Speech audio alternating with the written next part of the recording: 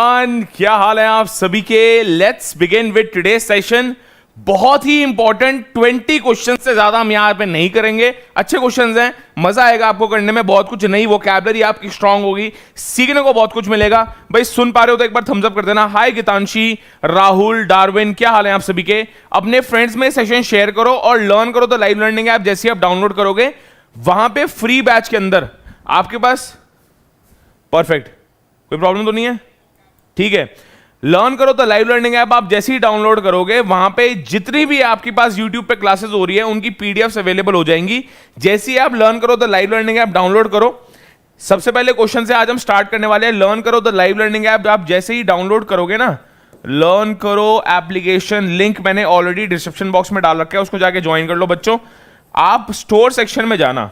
Store section में आप जैसे ही जाओगे, स्टोर सेक्शन में आपको फ्री बैचेस, पेड बैचेस, बहुत सारा कंटेंट आपका रिसोर्स मिलेगा, रिसोर्सेज मिलेंगे जिसके थ्रू आप सीयूईटी की नंबर 1 तैयारी कर सकते हो।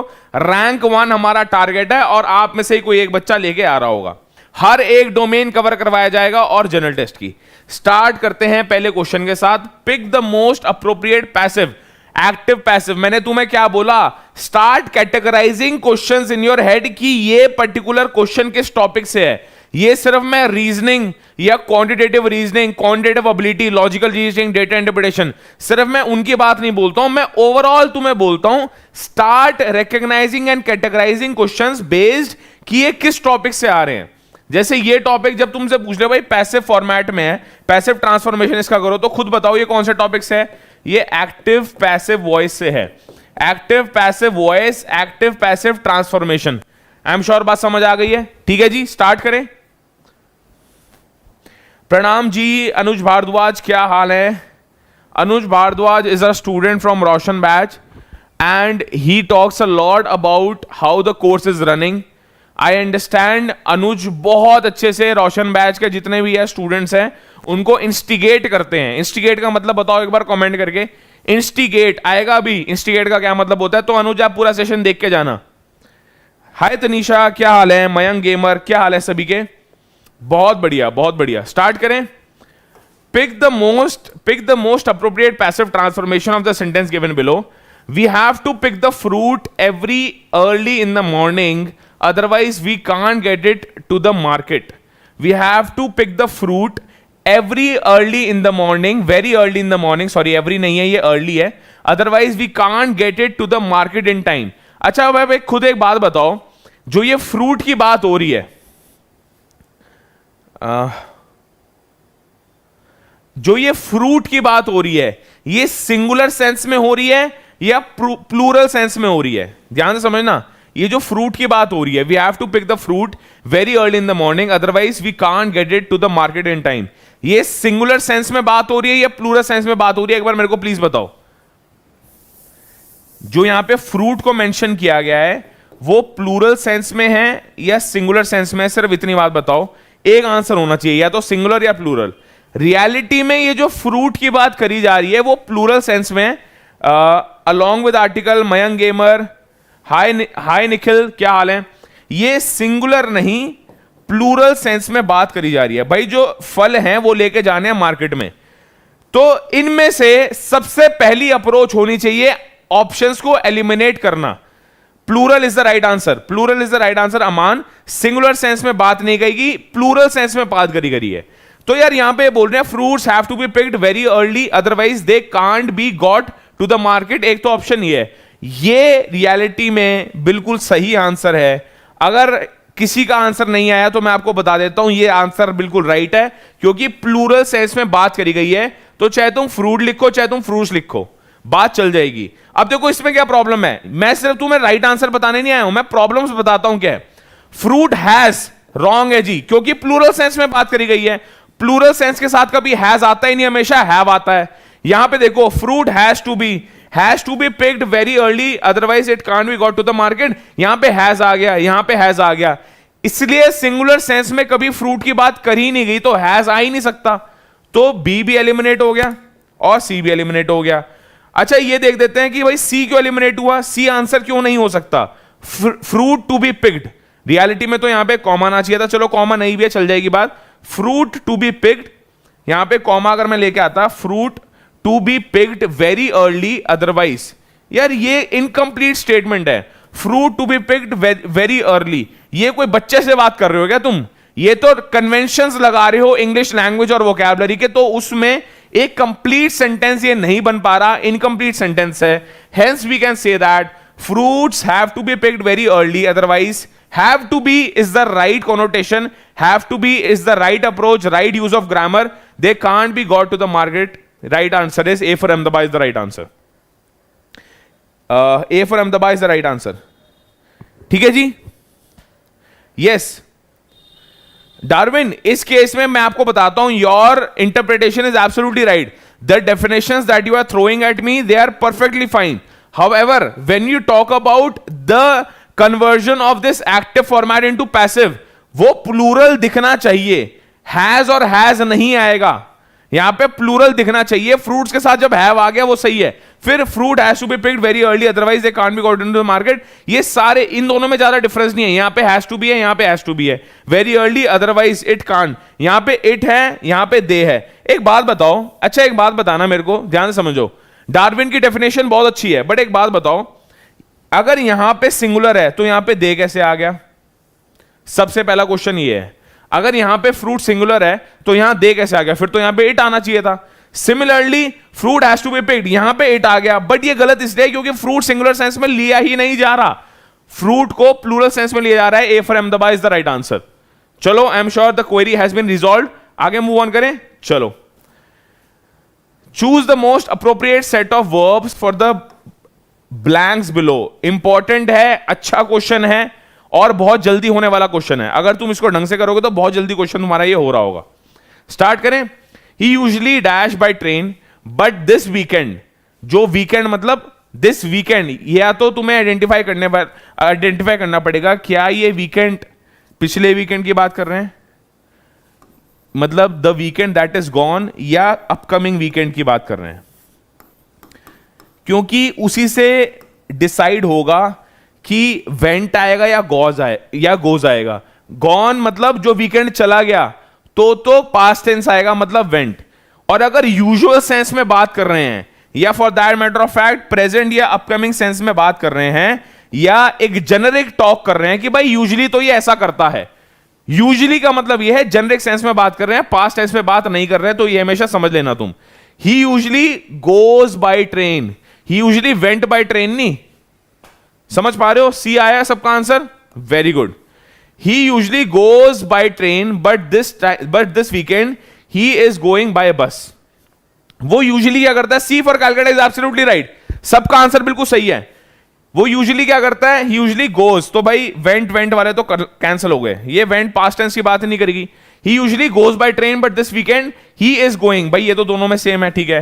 इट टेक्स लॉन्गर, टेक नहीं आना चाहिए, कॉस्ट नहीं आना चाहिए, it takes longer but it cost less, क्योंकि सिंगुलर के साथ प्लूरल, सिंगुलर सब्जेक्ट के साथ प्लूरल वर्ब आएगा। Right answer is C for Calcutta is right answer. भाई C for Calcutta is absolutely right. मैं एक बार इसको दोबारा लिख देता हूं, यहां पे टिक मार देता हूं, C for Calcutta is absolutely right. चले भाई, सबका आंसर बिल्कुल सही था, आगे मूव ऑन करते हैं। चलो, choose the most appropriate word pair for the blanks given below. We dash the lettuce. Lettuce क्या होता है? लेट्यूस क्या होता है? जो आपकी कैबेज टाइप नहीं होती, कैबेज को लेटस का नाम देते हैं। लेटस बेसिकली एक प्रकार का सब्जी है जो डलती है तुम्हारे, कभी बर्गर खाया है मैकडॉनल्ड्स का या केएफसी का, बर्गर किंग का, मैकडॉनल्ड्स खाया है वहां पे, या बर्गर खाया है वहां पे क्या होता है? लेटस डलती है, गोभी पत्ते जिसको बोलते हैं, गोभी पत्ते डाल दिए, लेटस उसको बोलते हैं। And the dash, and dash the carat. तो बताओ भाई, तुमने गोभी अब जब देख ली तो मैंने बहुत बड़ा हिंट तुम्हें दे दिया ऑलरेडी। यस शानली सेंगर बताओ जी, यस शानली सेंगर बताओ जी। What is your doubt Shanli Sengar, एक बार बताओ। बताओ भाई इसका आंसर क्या होगा? बताओ भाई इसका आंसर क्या होगा? Choose the most appropriate word for the blanks given below. पहली बात तो जो गोभी पत्ता होता है ना, उसको छीलते हैं, समझ पा रहे हो? उसको छीलते नहीं है, उसको टीयर करते हैं, उसको फाड़ते हैं। उसका पहले नीचे का जो आपका बेस होता है उसको निकालोगे, फिर उसको निकालना शुरू करोगे ऐसे। तो उसको अपने हाथ से जब निकालोगे तो you are basically what are you shredding? Shredding का मतलब तो होता है ऐसे खट खट खट चॉप करना. पीलिंग इट, टीयर या टीयर? राइट आंसर श्रेड नहीं होता. श्रेड का मतलब होता है खचखच. अरे श्रेड करने से पहले ध्यान से समझो, ये इतनी बड़ी यार कोई सब्जी है, उसको ऐसे काटने से पहले खट खट खट खट खट, समझ गए? नाइफ से मैंने खट खट कर दिया, उसको बोलते हैं श्रेड. और उसको ऐसे छोटे छोटे पीसेस कर दिए, समझ गए? ऐसे छोटे छोटे चिकन के छोटे छोटे पीसेस को बोलते हैं श्रेड करना.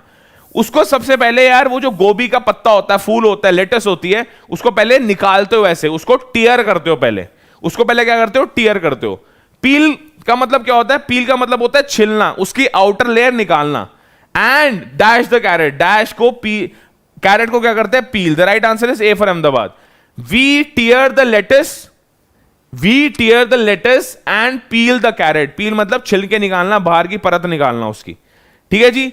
Right answer is very good, very good, very good. Right answer is tear and peel is going to be the right answer. Dice का मतलब भी काटना होता है, बट यहां पे हम कैरेट को पील करते हैं और लेटस को टीयर करते हैं. A for Ahmedabad is absolutely right. चलें आगे. चलो. In formal business letter in British English, if the greeting is dear sir, जब भी तुम एक बिजनेस लेटर लिखते हो, उसमें अगर तुम्हारे पास तुम डियर सर करके सबसे पहले लेटर स्टार्ट कर रहे हो, डिनोट कर रहे हो किसी को डियर सर की तरह, the ending should be what? Ending क्या होनी चाहिए? लास्ट में लिखते नहीं है योर्स डैश या योर ब्रदर या योर्स लिख सकते हो. तुम बताओ क्या लिख सकते हैं? और नीचे फिर अपना नाम और सिग्नेचर करके आते हो तुम. वेरी गुड, वेरी गुड भाई. Shambhavi Yadav is absolutely right. Shambhavi Yadav is absolutely right. The right answer in this case is going to be yours faithfully. बताता हूं क्यों. डियर सर जब भी लिख के आओगे नीचे आएगा योर्स फेथफुली. उसका लॉजिक समझो. लॉजिक ये है कि योर्स रियलिटी में इनकम्प्लीट है, योर्स इनकम्प्लीट है. योर्स फेथफुली और फेथफुली योर दोनों ही ग्रामेटिकली इनकरेक्ट है. दोनों ही ग्रामेटिकली इनकरेक्ट है. ठीक है जी. यस और no? Both of them are grammatically. B and D option grammatically incorrect. Yours incomplete है भाई, इनकम्प्लीट है. योर्स का मतलब क्या है? योर्स क्या? Yours brother, yours faithfully, your gratefully, your respected what? तो yours faithfully is the right answer. Right answer is C for Calcutta. C for Calcutta is absolutely right. बहुत बढ़िया. आगे आ जाओ जी. बहुत इंपॉर्टेंट क्लास रहने वाली है ये तुम्हारे लिए. आपको करना क्या है? सेशन को जल्दी से जल्दी लाइक करना है, क्योंकि लैंग्वेज टेस्ट आपके पास यूनिवर्सिटी ऑफ दिल्ली में हमेशा ऐड होगा. और लैंग्वेज में लिटरेचर नहीं आएगी, reading comprehension, vocabulary, grammar, synonym, antonyms, cloze test, rearranging the parts, ये इस प्रकार के क्वेश्चंस आपके पास आ रहे होंगे. They will need regular practice. तो जैसे ही तुम सेशन को लाइक करोगे, हमने कल से इंग्लिश की क्लासेस शुरू करी हैं. रीजनिंग की क्लासेस पिछले 1 महीने से चल रही है. जीके की क्लास हर रात को 8 PM तुम्हें नंदिनी मैम की जीके करंट अफेयर की क्लास मिलेगी, जिसमें 25 से 30 प्यारे प्यारे क्वेश्चन होते हैं. तो चैनल को सब्सक्राइब करके लाइक करो सेशन, ताकि हमारी जितने भी बनाए हुए लेक्चर्स है वो तुम्हारे पास यूट्यूब फीड पे पॉपअप होने शुरू हो जाएं. चलो.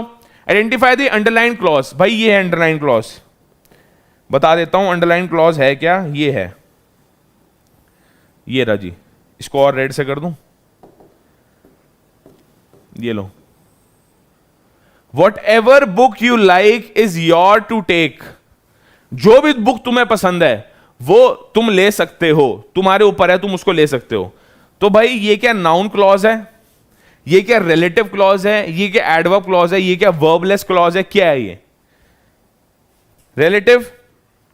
Shambhavi, Tanisha, all of you are absolutely right. The right answer is relative clause. उसका लॉजिक बताता हूं क्या है. वट एवर बुक का मतलब यह है जोन सी भी बुक तुझे उस समय दिख जाए. They are not pointing to a particular book. They are not pointing to a particular book, hence it's not a noun clause. They are not pointing to any book which is kept somewhere. They are pointing to any book which you might find at the situation. Whatever यहां पे denote करता है relativity. Relativity मतलब आपके लिए कोई वो book दूसरी हो सकती है, किसी और बंदे के लिए वो बुक दूसरी हो सकती है.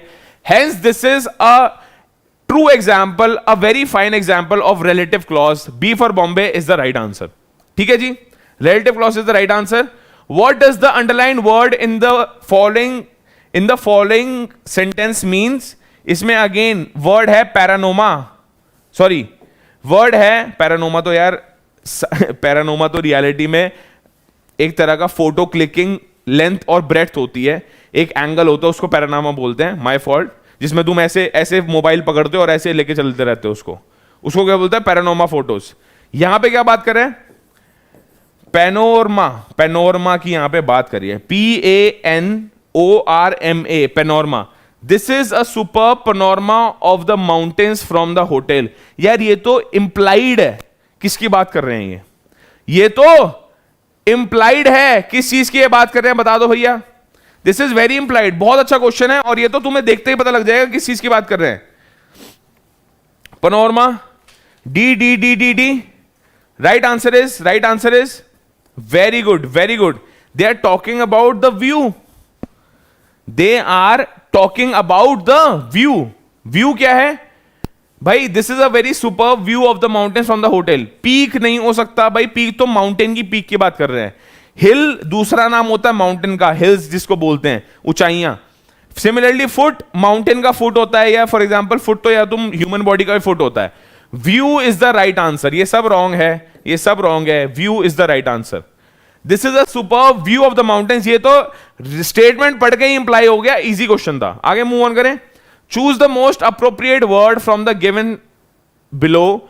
Most of the employees in private institutions dash to their boss wishes. अच्छा क्वेश्चन है, प्यारा क्वेश्चन है, बहुत कुछ सीखने को मिलेगा इस क्वेश्चन से, और कहीं ना कहीं ये रियलिटी दर्शा रखी है, ये एक ह्यूमन बिहेवियर है। प्राइवेट इंस्टीट्यूशंस में क्या होता है उसको यहां पे दर्शा रखा है। Most of the employees in private institutions dash to their boss wishes.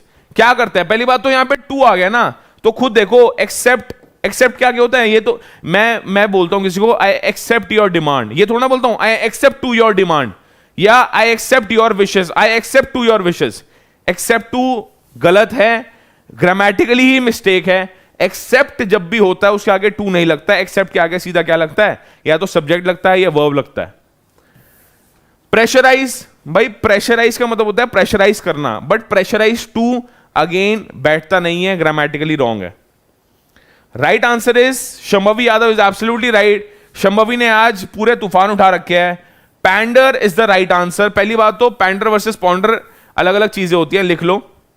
Pander versus ponder अलग अलग चीजें होती हैं। पहली बात तो पैंडर का मतलब होता है सेटिस्फाई और इंडल्ज। पैंडर का यहां पे मतलब है, पैंडर मतलब सेटिस्फाई और इंडल्ज, सेटिस्फाई और इंडल्ज।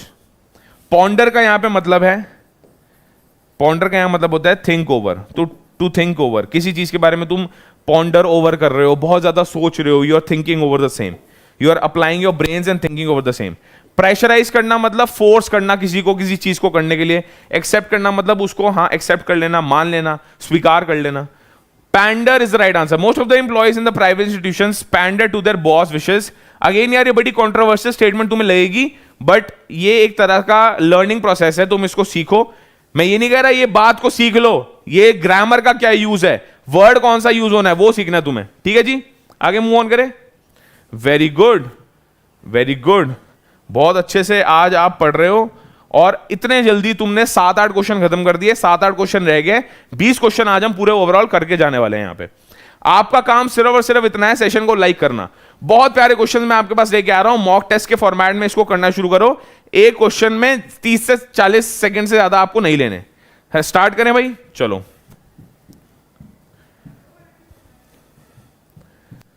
चलो जी, good move, good move. Start करते हैं। Identify the verb type.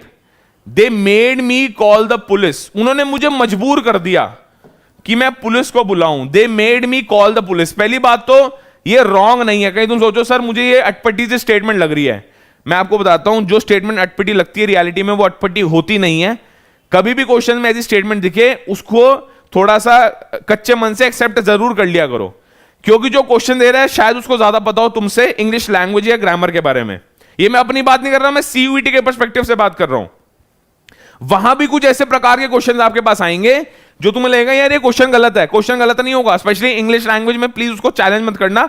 बहुत ही ज्यादा आपने प्रैक्टिस कर लिया, फिर आप एक बार को चैलेंज कर सकते हो, ऐसी चीजें चैलेंज मत करना। दे made me call the police, मैं आपको बताता हूं this is a right statement, इस स्टेटमेंट में कोई प्रॉब्लम नहीं है।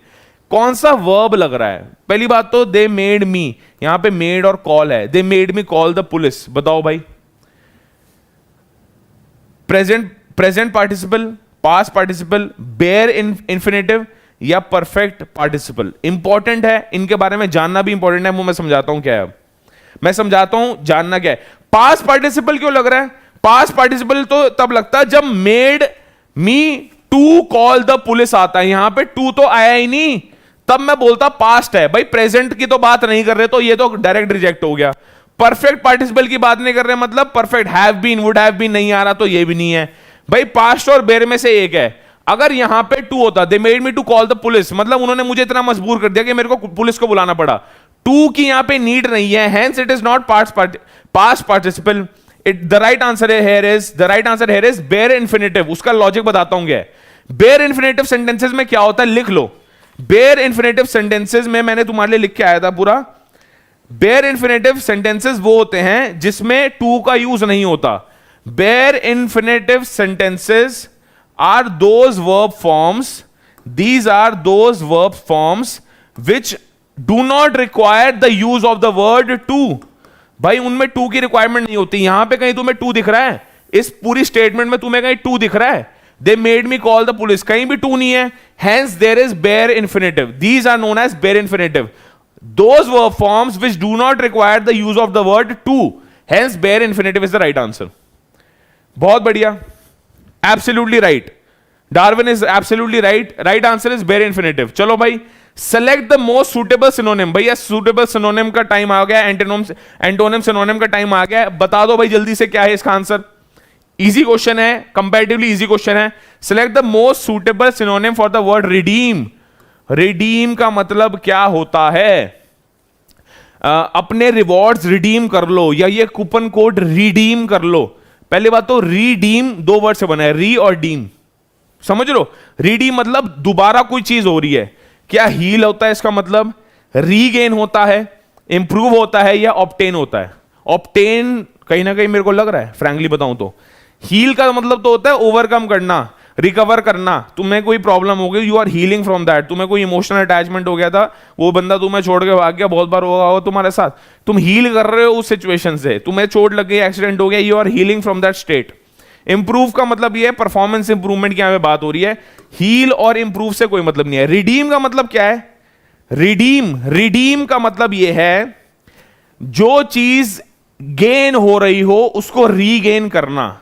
या फॉर एग्जांपल 200 रुपए का कोई आइटम है, तुम्हें एक कैशबैक मिला, तुम उसको रिडीम करते हो, तुम्हें मिल तो गया, तुम्हें गेन तो हो गया, बट उसको तुम्हें रीगेन करना पड़ता है। The right answer is B for Bombay, regain is the right answer. Obtain नहीं है, ऑब्टेन नहीं है, B for Bombay, regain is the right answer. अच्छा यहां पे मैं आपको बता दूं, यहां पे ना एक नॉर्मल कन्वेंशन ही होता है। रिडीम का मतलब होता है अपनी एनर्जी जो है वो दोबारा से ठीक कर लेना, या अपने आप को रिडीम करना, अपने आप को इंप्रूव करना, अपने आप को हील करना। नहीं यार, इसका मतलब ये नहीं होता। इंप्रूवमेंट हमेशा परफॉर्मेंस के पर्सपेक्टिव से यूज होती है। इंप्रूव योर बिहेवियर, अपना जो तुम्हारा दिनचर्या का रूटीन है वो सुधारो। Improve your routine, improve your conversation skills. Improvement हमेशा परफॉर्मेंस से लिंक्ड होती है।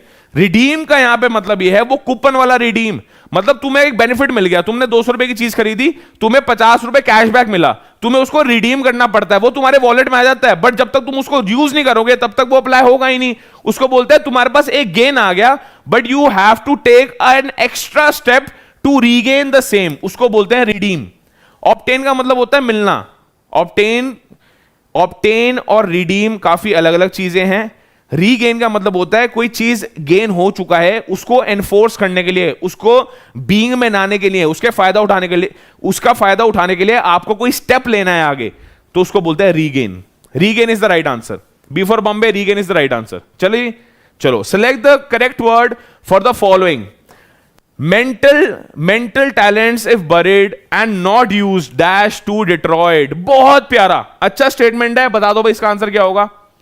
मेंटल टैलेंट्स इफ बरिड, मतलब जो दिमागी शक्ति वाले लोग होते हैं, टैलेंट्स का यहां पे मतलब सिर्फ टैलेंट एज अ ट्रेड या स्किल नहीं है, टैलेंट्स का मतलब यहां पे होता है ह्यूमन रिसोर्स, इंसान की बात कर रहे हैं, इंसान की बात कर रहे हैं क्या?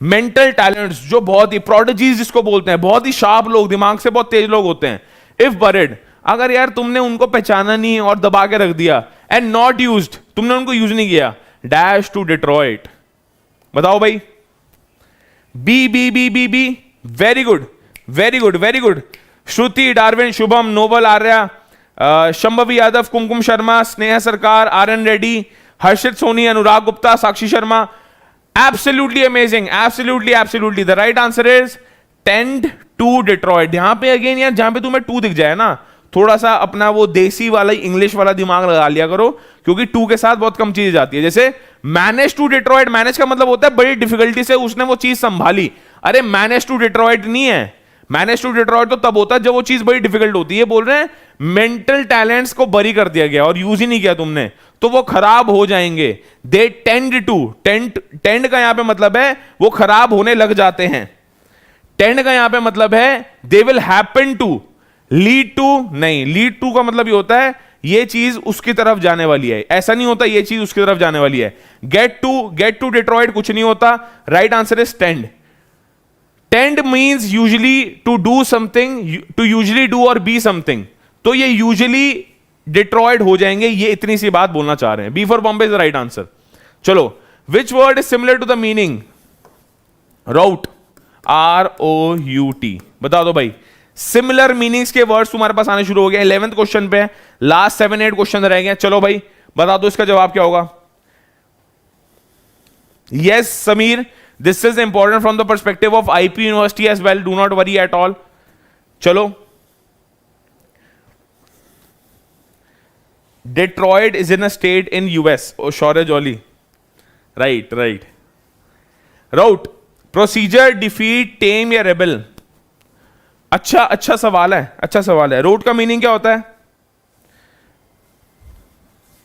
Route का मीनिंग होता है यार a debacle,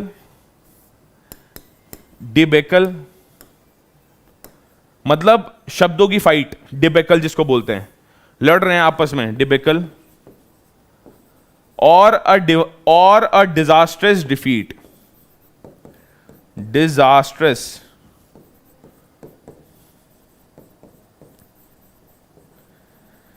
राउट का मतलब होता है डिफीट, हरा देना। रेबेल का मतलब रेबेल करना, इसका मतलब यह है रेबेलियन पावर का मतलब यह है आक्रोश करना, उनको बताना कि भाई नहीं, हम उनको इंस्टिगेट करना कि भाई हम तुम्हारे खिलाफ चले जाएंगे। रेबेल का मतलब होता है ऑपोजिट जाना, अपोज करना। डिफीट, राउट का मतलब होता है हार चुके हैं, डिजास्टर्स, बहुत ही बुरी तरह हार चुके हैं। The right answer is defeat. Procedure का मतलब तो होता है प्रोसेस। टेम का मतलब होता है, टेम का मतलब बताओ क्या होता है? तुम्हारा होमवर्क है, एक बार कमेंट करके मेरे को बताओ टेम का मतलब क्या होता है। टेम का मतलब होमवर्क आ गया है जी, और गूगल पे मत देख लेना। टेम, थोड़ा सा दिमाग लगाओ, टेम का मतलब क्या होता है? रेबेल का मतलब होता है ऑपोजिट जाना, एंटी जाना और फाइट करना, चाहे वो वर्बली हो, चाहे वो इमोशनली हो, चाहे वो फिजिकली हो। रिबेलियन, समझ गए? रिबेल करना, लड़ना, फाइट करना, अपोज करना। चलो भाई आगे आ जाओ। अगेन सेम, एसर्टिव का और क्या मीनिंग हो सकता है? Assertive means willing, stubborn, unreasonable या डॉगमेटिक। ये कई बार तुमने सुना भी होगा, असर्ट कर रहा है, ये चढ़ रहा है मेरे ऊपर, असर्ट करे जा रहा है, ही इज वेरी डॉगमेटिक। अरे यार आंसर बता दिया है तो। टेम, लोहन्ना मतलब नहीं, तुम कुछ और ले गए इसका मीनिंग। टेम का मतलब पूछ रहा था मैं। अच्छा ये बताओ एसर्टिव क्या है? एसर्टिव विलिंग है, स्टबर्न है, अनरीजनेबल है, डॉगमेटिक है। पहली बात तो विलिंग का मतलब होता है हैप्पीली, यार जो भी काम कर रहे हो उसको खुशी से करना। Willing to do, I am willing to go to New York tomorrow, I am happily satisfied and I am ready to do it. Willing का मतलब तो ये है। स्टबर्न का मतलब थोड़ा चिड़चिड़ा सा पन हो रहा है, और अरे यार I am being, he is of a very stubborn nature, बड़ा क्लोज डोर्स में रहता है और किसी से बात ज्यादा नहीं करता, किसी से बात करो तो मूड स्विंग्स बहुत दिखाता है, स्टबर्न नेचर का बंदा है वो। समझ लो स्टबर्न नेचर मतलब जिसको बात ही ढंग से मुंह से नहीं कर रहा, उसके अलग मूड स्विंग्स चल रहे हैं, उसको समझ ही नहीं आ रहा दुनियादारी से डील कैसे करना है। और जो फ्लेक्सिबल ना हो, स्टबन है वो। अनरीजनेबल, अनरीजनेबल मतलब नॉन लेजिट, नहीं यार ये बात जमी नहीं मेरे को, ऐसे बोलते हैं ना ये बात मेरे को जमी नहीं, उसको क्या बोलते हैं, अनरीजनेबल। या एक चीज होती है रीजनेबल, हाँ यार भैया रीजनेबल रेट्स पे दो। तुम एक पर्स लेने गए लाजपत नगर पे, लाजपत नगर में तुम्हारी मासी बोल रही है अरे वहां तो 200-300 के पर्स मिल जाते हैं, गर्लफ्रेंड के लेने गए पर्स तुम अपने, और मिले वहां पे 2000-3000 के, पर मासी ने ये नहीं बताया बेटे बार्गेनिंग भी करनी है लाजपत नगर जाके, तो वो अनरीजनेबल रेट्स बताना तुम्हें पहले शुरू करते हैं। एजर्टिव का मीनिंग, एजर्टिव का मीनिंग यहां पे अगर सिनोनिम बोलो तो होता है डॉगमेटिक। एजर्टिव का मीनिंग होता है डॉगमेटिक, इसको एक बार पढ़ाता हूं। Dogmatic, the meaning of dogmatic is assertive. Assertion का मतलब होता है किसी के ऊपर कोई चीज इंपोज करना या चढ़ जाना। डॉगमेटिक इन नेचर, बहुत ही इन्फ्लुएंशियल पर्सनालिटी है और अपनी बात मंगवा के रहता है या रहती है, अपनी बात मनवाना, इतनी स्ट्रॉन्ग पर्सनालिटी है, इतना स्ट्रॉन्ग इन्फ्लुएंस है उसका, he is dogmatic in nature. ऊपर चढ़ जाती है और कह देती है सर ये तो बात मनवा के ऐसे करना है, मैं ऐसा करना चाहिए। Dogmatic in nature, assertive in nature. Assertive means dogmatic, इसका सिनोनिम है डॉगमेटिक। ठीक है जी, आगे मूव ऑन करें। एजर्ट करना मतलब किसी चीज को बार बार बोलते रहना और बताना सर ऐसे नहीं ऐसा होना चाहिए। एजर्ट करना, अपनी बात ऊपर रखना, सुपरमेसी दिखाना। ससेंट, बहुत बढ़िया, ये तुमने कई बार क्वेश्चन पेपर्स में पढ़ा होगा word succinct. Yes Harshita you are right, थोड़ा जिद्दी काइंड ऑफ अ नेचर है, स्टबन उसको ही बोल सकता है। तुम्हें पता है स्टबन ना बड़े नेगेटिव कोनोटेशन में यूज होता है। He is very stubborn in nature, या he is not very flexible, he is quite stubborn. Stubborn मतलब अपनी बात पे अटके रहना, ज्यादा फ्लेक्सिबल ना होना, किसी और का ना सुनना, अपने ही मूड स्विंग चलाए रखना, उसको बोलते हैं स्टबन नेचर। ठीक है जी। पिटी, पिथी, पिथी, राइट। ससेंट का मतलब होता है वेरी ब्रीफ, वेरी ब्रीफ, या इन शॉर्ट मैं तुम्हें अपनी जो बात बताने वाला हूं वो बहुत ही ससेंट मैनर में बनाने वाला हूं, very brief, very short span में बताने वाला हूं। ज्यादा तुम्हें सुनने की जरूरत, ज्यादा टाइम स्पेंड करने की जरूरत नहीं पड़ेगी। I will be telling you in a very succinct manner, तो very brief manner, timely, short span में बता दूंगा। एमिनेंट, लेंदी, डिस्टिंक्ट नहीं, डिस्टिंक्ट मतलब अलग बात नहीं बताना, शॉर्ट स्पैन में बताना। The only answer is pithy. Eminent का मतलब तो होता है of great importance, eminent nature, eminence, excellence, क्या काम किया इसने, ग्रेट है ये बंदा। लेंदी का मतलब लेंथ, या लेंदी तो रियलिटी में इसका ऑपोजिट होगा, सिमिलर है pithy. Pithy is the right answer. A for Ahmedabad, pithy is the right answer. ठीक है जी, pithy is the right answer. चले जी। सराउंडिंग्स, यार ये तो हलवा, हलवा, सराउंडिंग्स ये तो हलवा है। सिनोनिम बताना भैया, बता दो सिनोनिम्स क्या होगा, इस हलवे का सिनोनिम क्या होगा। हलवा मतलब हलवा नहीं, सराउंडिंग्स का सिनोनिम क्या होगा बता दो। अच्छा एक वर्ड और रह गया, वो मैं अभी शायद इंपोर्ट करना भूल गया, अभी मैं दिखाता हूं तुम्हें। इसका सराउंडिंग्स का क्या एयर की बात कर रहे हैं, एनवायरमेंट की बात कर रहा है, सर्कल की बात कर रहा है, फ्लोरा, वेरी क्लोज ऑप्शंस। ये तुम्हें बात अग्री करनी पड़ेगी, ये जितने भी ऑप्शंस ये दे रहा है they are very close in nature, मतलब काफी मिलते जुलते ऑप्शंस है। पहली बात तो सराउंडिंग्स का यहां पे मतलब एयर नहीं है, सराउंडिंग्स मतलब तुम्हारी सराउंडिंग्स क्या है, तुम्हारे आसपास की 360 डिग्री एनवायरनमेंट क्या है, तुम्हारे आसपास क्या घटनाएं घटित हो रही हैं, इवेंट्स, सर्कमस्टेंसेस, सिचुएशंस क्या हैं। Environment is the right answer. Surroundings means environment. Flora मतलब बताओ क्या होता है। फ्लोरा मतलब फ्लोरा एंड फौना पढ़ा है तुमने। फ्लोरा मतलब फ्लावर्स, फ्लावर्स एंड प्लांट्स को बोलते हैं फ्लोरा। फौना मतलब एनिमल्स, फ्लोरा। सर्कल, सर्कल का मतलब तो यार ये भी सर्कल होता है। एयर का मतलब हवा। सराउंडिंग्स को यहां पे बात कर रहे हैं एनवायरनमेंट की। B for Bombay is the right answer. Very good, B for Bombay is the right answer. अच्छा एक क्वेश्चन और रह गया, बस लास्ट 7 क्वेश्चन हम करके जा रहे हैं, फिर हमारा सेशन समाप्त हो जाएगा। आपका काम क्या है, लर्न करो द लाइव लर्निंग ऐप। जैसे ही डाउनलोड करोगे वहां पे इनकी पीडीएफ्स आपको मिल जाएगी, और फ्री बैच हमने वहां पे लॉन्च कर रखा है, लर्न करो द लाइव लर्निंग ऐप। जैसे ही डाउनलोड करोगे वहां पे आपको सारी डिटेल्स मिल जाएंगी। पेड बैचेस भी अवेलेबल है, टेलीग्राम ग्रुप पे ज्वाइन हो जाना। नेक्स्ट लाइव कब होने वाली है, अब जैसे अभी 1 बजे 1 PM लाइव सेशन होने वाला है, जिसमें मैं रीजनिंग के बहुत ही करारे, बहुत ही प्यारे, दुलारे न्यारे, बहुत प्यारे क्वेश्चंस करवाने वाला हूं। बहुत मजा आएगा तुम्हें उसमें। सेंसेशन का मीनिंग रह गया था, ठीक है, सेंसेशन उठा लिया, ठीक है ठीक है ठीक है ठीक है ठीक है जी, डन डन डन। बस थोड़ा सा ही रह गया, चलो चलो चलो चलो। सेंसेशन का क्या मीनिंग होता है बता दो बड़ी जल्दी से.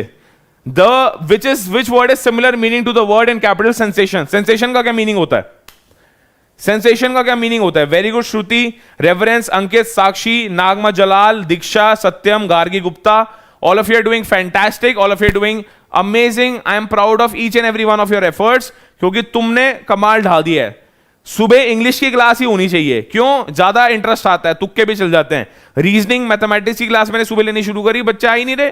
कह रहे भैया सुबह सुबह मत हार्ट अटैक दो हमें, हम वैसे ही मैथ्स और रीजनिंग से डरते हैं और आप ऊपर से और हार्ट अटैक नहीं. अब थोड़ा इजी लेके चलेंगे. पहले हम इंग्लिश की वर्बल एबिलिटी, इंग्लिश की क्लासेस लेंगे, फिर हम आगे रीजनिंग थोड़ा सा टफ इसको लेवल लेके चलेंगे.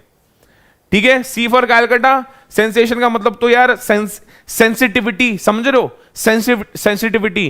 किसी बॉडी पार्ट पे कुछ टच होता है तो तुम्हें सेंसेशन फील होती है. क्या होती है? सेंसेशन. और रियलिटी में सेंसेशन फील होना रॉन्ग वर्ड है. तुम्हें सेंसेशन होती है, रॉन्ग उसको फ्रेज मैंने किया है. फीलिंग होती है भाई. सेंसेशन का मतलब फीलिंग. तुम्हें कुछ फील हो रहा है मतलब सेंसिटिविटी है. या सेंसेशन, सेंसिटिविटी, सेंसिटिव नेचर का है ये, उसको बड़ा फील हो जाता है. तो सेंसेशन का मतलब फीलिंग. और डिसीजन का मतलब तो यार कोई ना कोई निर्णय लेना या डिसाइड करना कि भाई क्या होना चाहिए. ए ऑप्शन लूं, बी ऑप्शन लूं, डिसीजन लेना. होप का मतलब आशा है. एप्रिसिएशन का मतलब किसी को बढ़ावा देना. सेंसेशन का मतलब feeling is the right answer. चलो बहुत बढ़िया. अब देखो क्या है, वन वर्ड बताना है. इस पूरे वर्ड का वन वर्ड बताना है. टू हिंट का मतलब क्या है? लास्ट 5 क्वेश्चन रह गए. जुड़े रहना सेशन में, मजा आएगा. लास्ट क्वेश्चन बताओ भाई. मतलब ये 16 से लेकर 20 लास्ट क्वेश्चन रह गए. To hint. आज हमने 20 क्वेश्चंस करे. नेक्स्ट लाइव सेशन में रीजनिंग की 1 PM मेरे को सारे ज्वाइन करना. टेलीग्राम ग्रुप पे लिंक आ जाएगा क्या क्या क्लासेस अब तुम्हारे पास नेक्स्ट होने वाली है. और 8 PM नंदनी मैम की क्लास तो है ही हमेशा. टू हिंट का मतलब infer, imply, give, mention. To hint कुछ हिंट करना, या बात कुछ और बोली उसने, उस बात के अंदर कुछ हिंट ऐसा कर दिया कि उस बात का मीनिंग ही चेंज हो गया. एक सभा में जब तुम और तुम्हारे बेस्ट फ्रेंड्स कुछ आपस में बात कर रहे होते हो तो कोड वर्ड में बात कर रहे होते हो.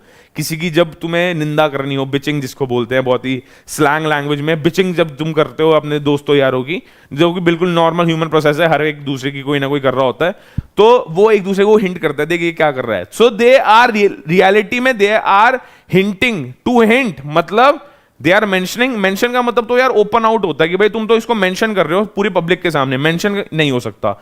गिव, तुम उसको कुछ दे थोड़ा रहे हो. इन्फर और इंप्लाई में बहुत क्लोज फाइट है. इन्फर और इंप्लाई में बहुत. मेंशन नहीं हर्षित सोनी, मेंशन तो पब्लिक ओपन आउट में होता है. यहां तो हिंट किया जा रहा है, छुपके छुपके बताया जा रहा है. इन्फर और इंप्लाई में ज्यादा डिफरेंस नहीं है. बताओ भाई क्या आंसर होना चाहिए, ए या बी. मैंने तुम्हें 2 ऑप्शन एलिमिनेट करके 2 ऑप्शंस के लिए चॉइस दे दी. आंसर जल्दी से बता दो क्या होना चाहिए, ए और बी, इन्फर और imply. Why? My girlfriend implied that she wants to go to the shopping. Yes, you are right. Infer का मतलब और infer versus imply का मतलब क्या है भाई जल्दी बता दो. Infer versus imply.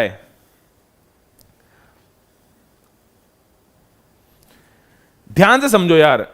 यहां पे जब हम हिंट कर रहे हैं, we are in reality implying something.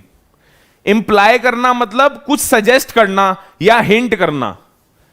यहां पे लिख देता हूं मैं. इंप्लाई करना मतलब टू हिंट समथिंग या टू सजेस्ट समथिंग या टू गिव अ सजेशन. ठीक है.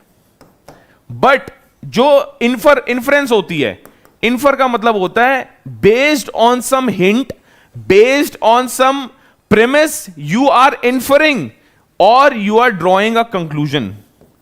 जब तुम कंक्लूजन ड्रॉ करते हो उसको बोलते हैं इन्फर करना. जब तुम कुछ हिंट करते हो या सजेस्ट करते हो उसको बोलते हैं इंप्लाई करना. यह पहला स्टेप होता है. इंप्लाई किया होगा तभी इन्फर किया होगा. तो इन्फर का मतलब कंक्लूजन. यहां पे हिंट किया जा रहा है, अभी तो बात ही हो रही है, तो imply is the right answer. But बहुत क्लोज मीनिंग था, मैं इस बात को मानता हूं. B for Bombay is the right answer. चलो भाई आ जाओ नेक्स्ट. Work with another. एक दूसरे के साथ काम करना, किसी और बंदे के साथ काम करो. तुम्हें बहुत सारे प्रोजेक्ट्स मिलेंगे कॉलेजेस में where you will be required to work with one another, with the team, with a group of people, with professors, with intellectuals, with corporate leaders, with industries. In corporate you work with one another. तो तुम corporate में क्या करते हो बता दो भाई answer. Absolutely, VK. Imply is to sign or to give a hint. You are absolutely right. Work with another. Collaborate, corroborate, cooperate या paired. रियलिटी में वर्क विद अनदर को तुम लगता है पेयर्ड.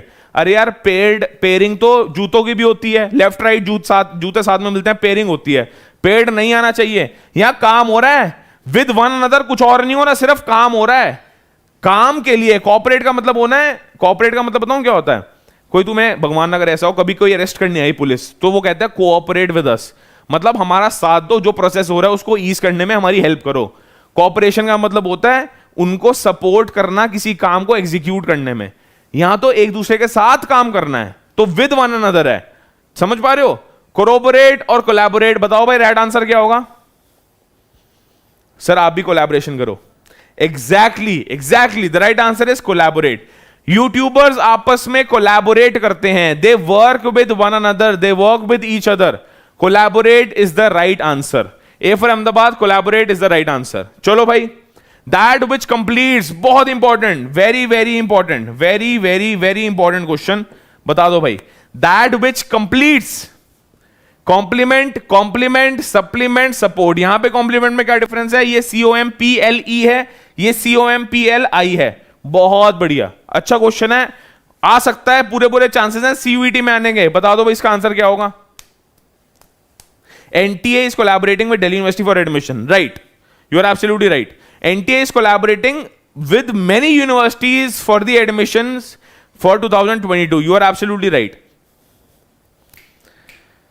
यहां पे पॉइंट ऑफ डिफरेंस है, ध्यान से समझना. पहली बात तो सपोर्ट करना मतलब मैं तुम्हें इस आइडियोलॉजी में सपोर्ट करता हूं, ये एक आइडियोलॉजिकल बात है.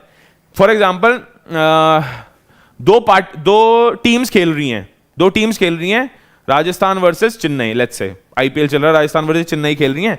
तुम किसी ना किसी टीम को सपोर्ट करते हो, इसका मतलब तुम उनको क्या कंप्लीट कर रहे हो?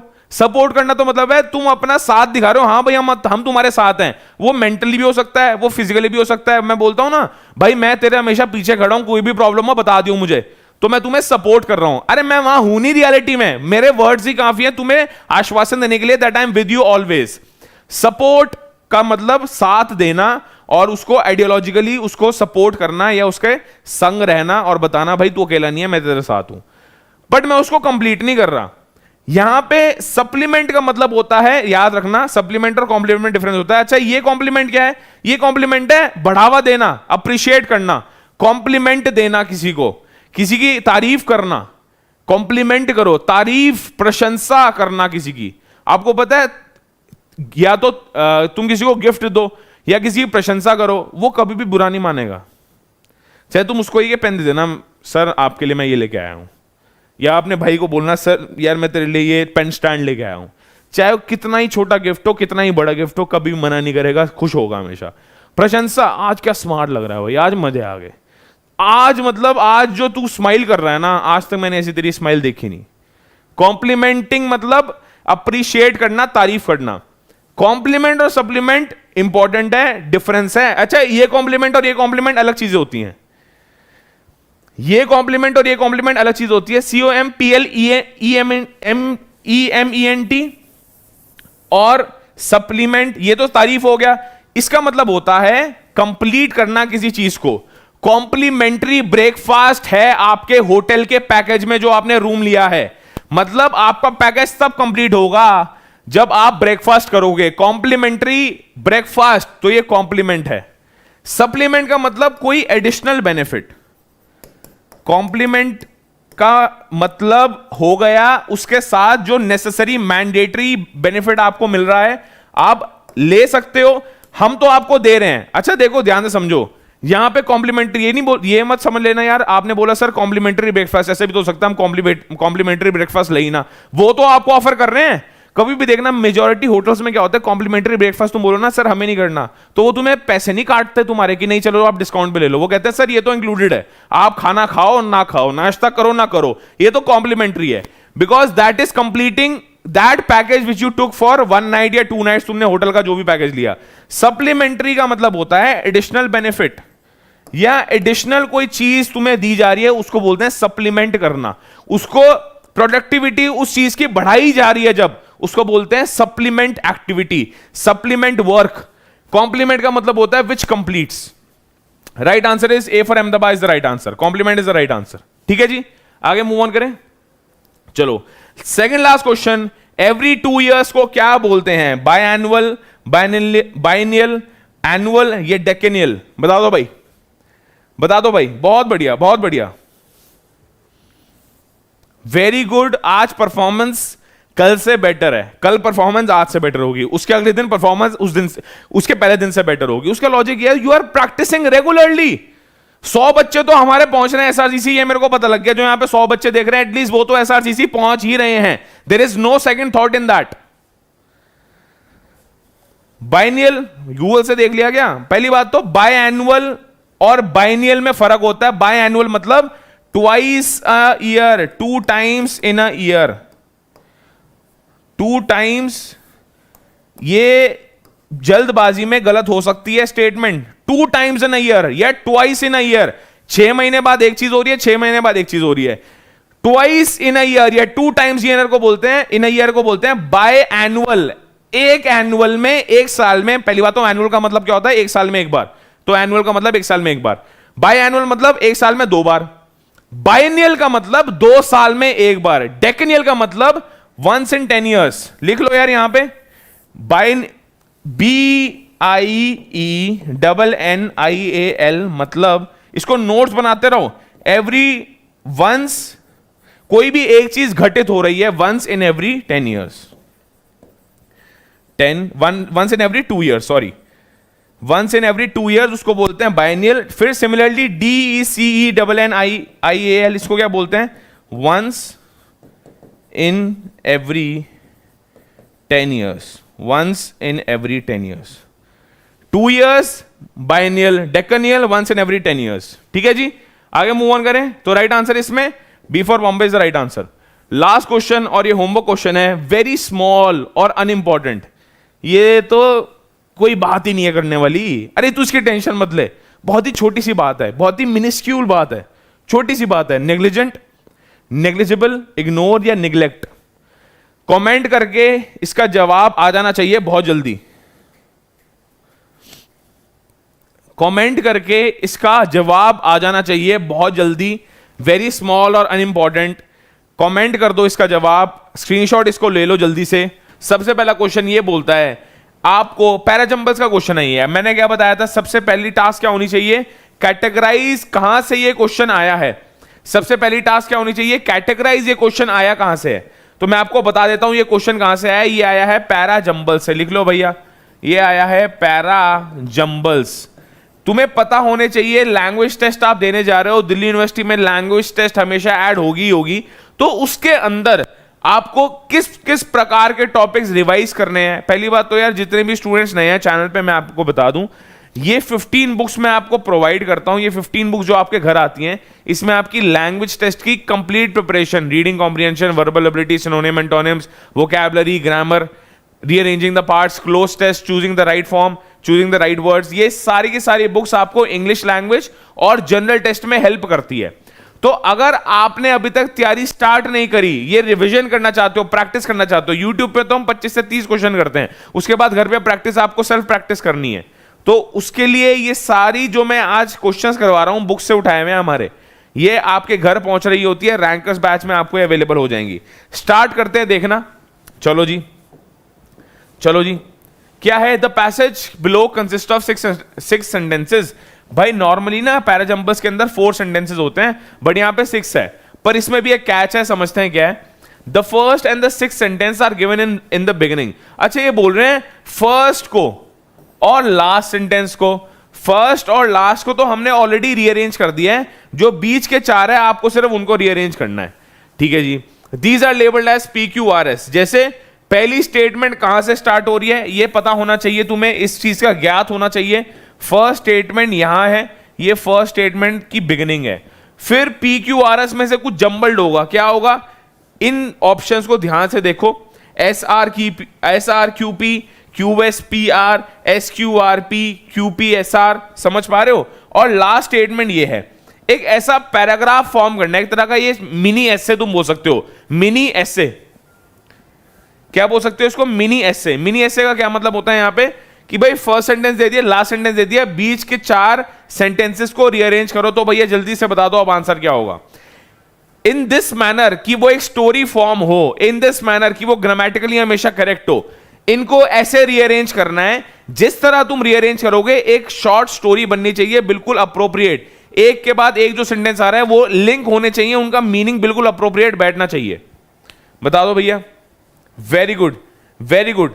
लोग कह रहे हैं सी इज द राइट आंसर। देखो यार अब मैं तुम्हें फ्रैंकली बता रहा हूं इन क्वेश्चंस को अप्रोच करने का तरीका क्या होता है, how to approach such questions, जिसके अंदर पहली बात तो हमें मतलब नहीं है तुम्हारी कितनी वोकैबुलरी स्ट्रांग है, मुझे मतलब नहीं है तुम्हारी कितनी ग्रामर स्ट्रांग है, तुम इंग्लिश में अच्छे हो या बुरे हो, आई am not concern, I am just concern do you know the art of eliminating options और नॉट। क्यों?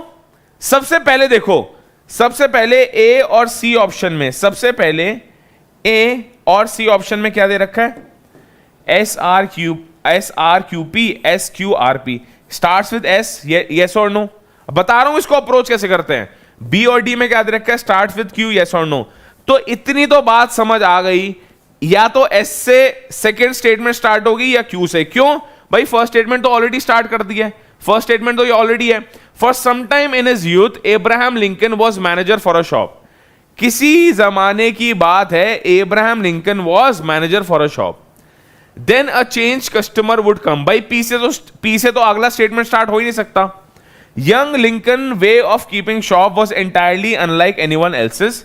ठीक है, अभी पढ़ लेते हैं आगे। Lincoln would jump up and attend to his needs and then revert to his readings. क्या बोल रहे हैं, ये देम नहीं होना चाहिए, देन आना चाहिए, इसको लिख लो देन। ये बेसिकली बोलना चाह रहे हैं Lincoln would jump up and attend to his needs and then revert to his readings. ठीक है। He used to lie full length on the counter of the shop eagerly reading a book। भाई letter रहता था एक counter पे, book पढ़ता रहता था, काम भी करता था पढ़ाई भी करता था। ये इसलिए यूनिक वे है। यार एक बात बताओ मेरे को, ये जितनी भी बात करी गई है, ध्यान से समझना मेरी बात, ये जितनी भी बात करी गई है, चाहे वो आर हो चाहे वो एस हो, पी तो आ ही बहुत बाद में रहा है, पी तो आ ही बहुत बाद में रहा है, उसकी तो बात ही बाद में करेंगे। ये पूरी की पूरी बात यंग लिंकन के वे ऑफ कीपिंग शॉप के ऊपर करी जा रही है। For some time Abraham Lincoln was a manager for a shop, हमें समझ आ गया मैनेजर था शॉप के लिए। Young Lincoln way of keeping shop was entirely unlike someone else. इस पूरे पैराग्राफ का जो जिस्ट है, जो क्रक्स है, वो ये है, एब्राहम लिंकन जब मैनेजर थे ना शॉप के अंदर, जो वो जॉब करते थे, वो बड़े अटपटिंगे, बहुत ही यूनिक तरीके से, बहुत ही ज्यादा अटपटे तरीके से करते थे जॉब, और क्या मार्वलस तरीका हुआ करता था उनका, ऐसा तरीका जो किसी और के तरीके को मैच ही नहीं करता। तो हमेशा ऐसे केसेस में जब जिस टी क्यू स्टेटमेंट है तो फर्स्ट स्टेटमेंट के बाद क्यू आनी चाहिए।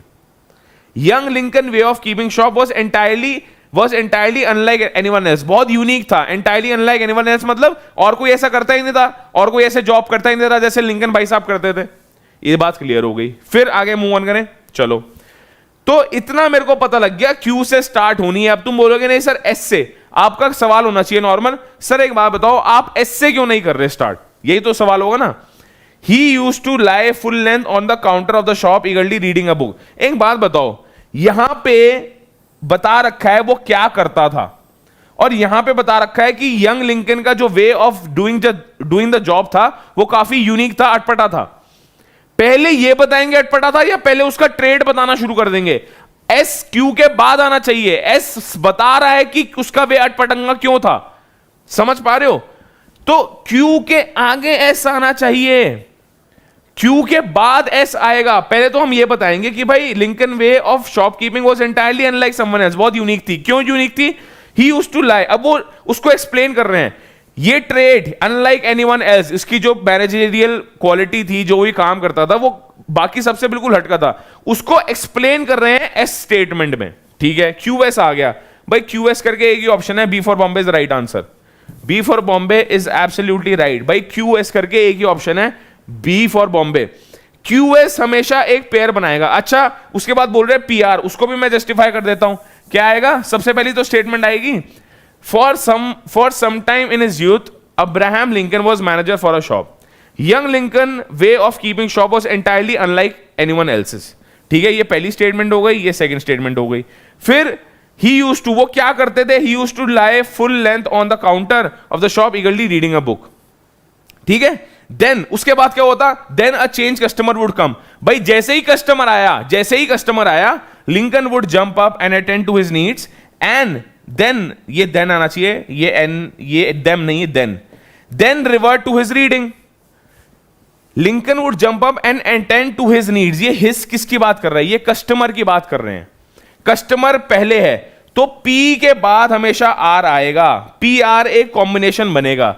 QS एक कॉम्बिनेशन है, PR एक कॉम्बिनेशन है। Right answer is QS PR is the right answer. I am sure the justification was crystal clear to each and every one of you. समझ आई मेरी बात? परफेक्ट जी, B for Bombay is right answer. आगे move on करें, चलो जी। Pick out the most effective, ये जो मैंने एक्सप्लेन किया तुम्हें, काफी अच्छा क्वेश्चन था और तुम्हारे पास ऐसे पैराजंबल्स जिनको बोलते हैं क्वेश्चन आने के पूरे प्रोबेबिलिटी है, आपके पास आएंगे ऐसे क्वेश्चंस। चलो, most effective word from the given below. यार ये तो क्लोज टेस्ट है, इसको हम कई बार कर भी चुके हैं। आपको कोई ना कोई वर्ड इंसर्ट करना है, इसलिए मैंने जितने भी इंग्लिश की क्लासेस लिए, 2-3 क्लासेस में हम रेगुलरली कर रहे हैं, आपको कोई गलती नहीं होनी चाहिए।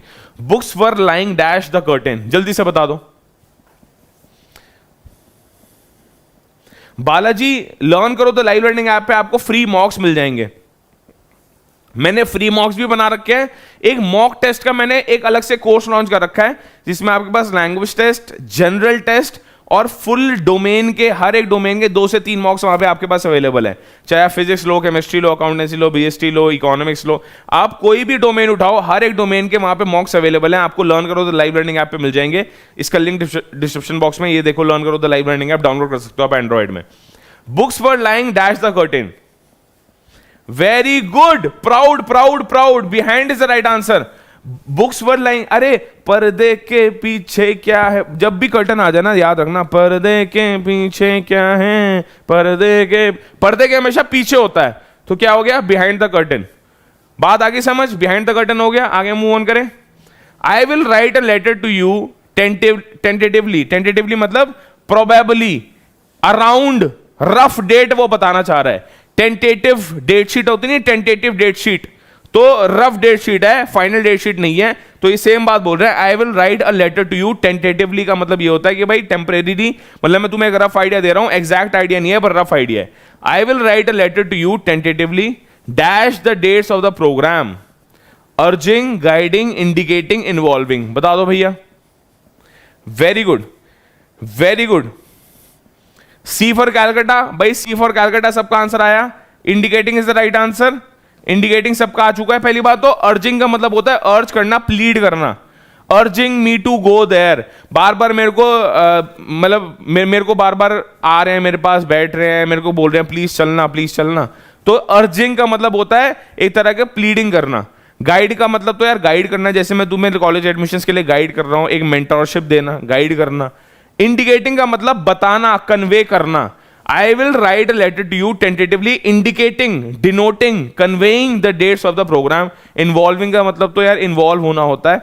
Involving का मतलब होता है किसी चीज को समाना या किसी चीज के साथ मिलकर काम करना, involved रहना उसके अंदर participate करना एक्टिविटी के अंदर। The right answer is indicating is the right answer. Easy था, very easy, very easy. This question was very easy. चलो, Dr. Sharma concluded his speech dash stressing on Buddha's teachings of the importance of charity. भाई doctor Sharma का speech दे रहे होंगे, उन्होंने अपनी speech खत्म की क्या देके, एक बुद्धा का एग्जांपल देके कि वो इंपॉर्टेंस कितना ज्यादा चैरिटी करते थे और चैरिटी करनी कितनी इंपॉर्टेंट है। बता दो भैया, बाय, विद, एट या इन। बता दो भैया इसका आंसर क्या होगा, जल्दी से बताओ, जल्दी से बताओ इसका आंसर क्या होगा।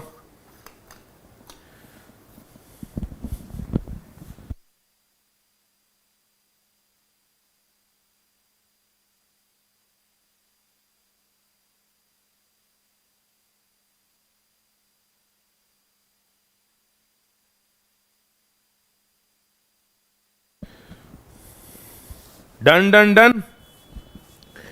Right answer is A for Ahmedabad is the right answer.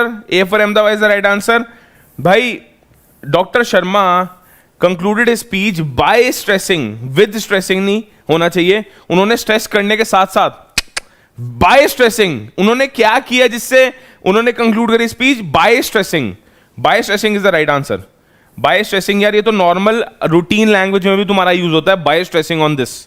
Bye is the right answer, A for Ahmedabad is the right answer, by is the right answer. चलो भाई, 4 independent dash testified to seeing him at the crime scene. Testified क्या होता है? Testified मतलब court में हाजिरी देना।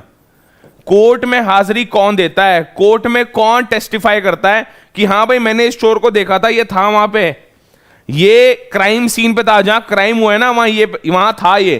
तो कौन टेस्टिफाई करता है? ऑनलुकर्स, स्पेक्टेटर्स, विटनेस या पर्संस। एक स्पेसिफिक वर्ड होता है जो कोर्ट के अंदर यूज होता है, बाय द लॉ यूज होता है। उसमें वो कौन सा वर्ड है जो टेस्टिफाई करते हैं? ये ग्रुप ऑफ पीपल टेस्टिफाई भी करते हैं, ये कोई भी हो सकता है। Shambhavi Yadav is absolutely right. The right answer is, भाई ऑन लुकर्स तो होते हैं, ऑन लुकर्स पता कौन होता है? ऑन लुकर्स स्पेक्टेटर्स ही होते हैं। फॉर एग्जाम्पल, पुल से तुम जा रहे हो, किसी ब्रिज से तुम जा रहे हो और ब्रिज के नीचे तुम देखो किसी का एक्सीडेंट हो रखा है, तो सारे रुक के वहां पे देखने लग जाते हैं। वो क्या है? On lookers, spectators. पर्सन तो नॉर्मल इंसान होता है। विटनेस जो है वो टेस्टिफाई करता है। C for Calcutta is the right answer, witness is the right answer. Witness is absolutely right. ठीक है जी, आगे मूव ऑन करें। Rajeev failed in the examination because his answers were not dash to the questions asked. बता दो भाई, बता दो भाई इसका आंसर क्या होगा?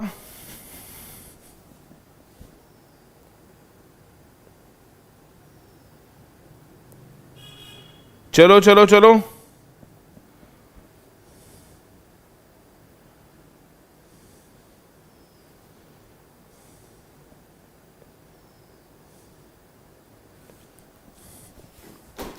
Rajiv failed in the examination because his answers were not dashed to the questions asked. Elusive, pertinent, revealing या referential? आंसर बता दो भैया। C for Calcutta, revealing. Revealing is the wrong word. Revealing is the wrong word. The right answer here would be pertinent. भाई pertinent right answer होगा। मैं हर एक चीज का मीनिंग तुम्हें बता के यहां पे चलना चाहता हूं। Elusive का मतलब होता है indirect references, इनडायरेक्ट हिंट देना, इनडायरेक्ट रेफरेंस देना या इनडायरेक्ट हिंट्स देना। इनडायरेक्ट हिंट करना किसी को, उसका मतलब होता है एल्यूसिव। पर्टिनेंट का मतलब होता है ग्रेट इंपॉर्टेंस और रेलेवेंट, रेलेवेंट और of great importance. Rajeev failed in the examination because his answers were not relevant to the question asked. Pertinent मतलब of great importance, high degree of importance. Relevant, relevant थे ही नहीं। Revealing का मतलब होता है कुछ रिवील करना। रेफरेंशियल का मतलब होता है किसी की रेफरेंस देना। रेफरेंशियल कैंडिडेट, कोई रेफरेंस से आया है, कोई अर्जी लगा के आया है। यहां पे होता है इनडायरेक्ट हिंट देना किसी को, या इनडायरेक्ट बताना कि यार ये मेरा बंदा है, उसको बोलते हैं elusive. Right answer is pertinent is the right answer. भाई उसके आंसर्स रेलेवेंट नहीं थे, they were not pertinent to the questions asked. B for Bombay is absolutely right, B for Bombay is absolutely right. आगे आ जाओ। There is no need to rake up an old quarrel. यहां पे हमें क्या करना है? ईडियम और फ्रेजेस को आइडेंटिफाई करके उनका मीनिंग बताना है। अंडरलाइन यहां पे क्या तुम कहोगे सर वो तो ठीक है, अंडरलाइन क्या ये तो बता दो। तो अंडरलाइन यहां पे है to rake up. There is no need to rake up an old quarrel, मतलब पुरानी बातों को भूल जाओ। पुरानी गड़े मुर्दे क्यों उखाड़ रहे हो तुम? पुरानी बातें क्यों उखाड़ रहे हो? There is no need to rake up. Rake up का मतलब, टू रेक अप का मतलब क्या होता है? स्टार्ट, एंड, रिवाइव या फॉरगेट। बता दो भैया। Shambhavi you are absolutely right. Shambhavi, Riya, Balaji, Balu, बहुत बढ़िया बहुत बढ़िया। गार्गी गुप्ता, अनन्या, सान्या, सब गर्ल्स का आंसर बिल्कुल परफेक्ट है। Right answer is revive. पहली बात तो यार, पहली बात तो तुम्हें समझनी पड़ेगी यहां पे, revive is the right answer. You will have to understand, जो स्टार्ट होता है ना, जो स्टार्ट होता है वो तो किसी चीज को फ्रॉम फाउंडेशन स्टार्ट करना है। एंड मतलब किसी चीज को एंड करना, समाप्त करना। रिवाइव का मतलब पुरानी बात दोबारा उठाना। रिवाइव मतलब कोई इंसिडेंट, कोई इवेंट, कोई अकरेंस पहले हो गई, उसको दोबारा उठा रहे हो। To rake up an old quarrel, पुरानी बात को दोबारा उठाना। तो टू रेक अप का यहां पे मतलब होता है रिवाइव करना, याद करना, उसके ऊपर दोबारा डिस्कशन स्टार्ट करना। फॉरगेट का मतलब भूलना होता है। The right answer is revive. ठीक है। बिलीव मी, क्या बोल रहे हैं? Believe me, believe me, I am all at sea in the current situation. Believe me, I am all at sea in the current situation. Puzzled, happy, out of reach या drowning? Easy question है यार। All at सी बताना भैया, all at sea का मतलब क्या होता है? I am all at sea in the present situation, idiom है ये, इसका एक मीनिंग होता है, मीनिंग आपको यहां पे आइडेंटिफाई करके बताना है। चलो जी, 50+ लाइक्स, लाइक कर दिया करो सेशन को। इससे क्या होता है, तुम्हारे पास जितनी भी बनाई हुई, तुम्हारे पर्सनल गेन के लिए बता रहा हूं, पैसे तो लगते नहीं लाइक करने में, तुम्हारे पास जितनी भी यूट्यूब फीड पे हमारे बनाए हुए लेक्चर्स हैं, फ्री ऑफ कॉस्ट यूट्यूब पे जो लेक्चर्स हैं वो आने शुरू हो जाते हैं, उसको तो एब्जॉर्ब करना शुरू करो, उससे तैयारी करना स्टार्ट तो करो। यस और no? Believe me, I am all at sea in the current situation, बता दो भैया। ए यार गूगल से नहीं देखना, A is the right answer. पहली बात, I am all at sea का मतलब ये मत समझना ना मैं सी में तैर रहा हूं भैया, मजे आ रहे हैं, आई एम वेरी हैप्पी, नहीं भाई।